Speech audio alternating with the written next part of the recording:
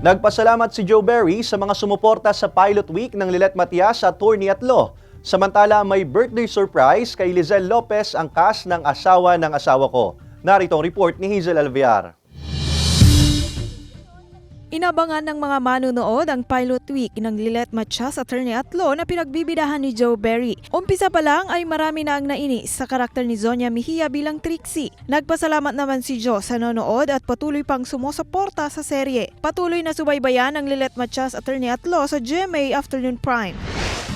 Seryoso ang bawat karakter sa eksenang ito ng Asawa ng Asawa Ko nang ipagtanggol ng karakter ni Jasmine Curtis Smith ang kanyang anak at ang karakter ni Lizelle Lopez. Ang eksenang yan kinuhanan noong karawan ni Lizelle, kaya naman sa kalagitnaan ng taping na sorpresa na lamang ang aktres nang bigla siyang kantahan ng happy birthday. Samantala, dahil napigilan ni Senyor Edgardo ang naunang sagupaan ni Elias at Calvin, muli na naman silang magkakahamunan at itutuloy ang naudlot nilang laban. Ano kaya ang mangyayari sa dalawa? Abangan yan sa Black Rider pagkatapos ng 24 oras. Hazel Alvear, Balitang Southern Tagalog.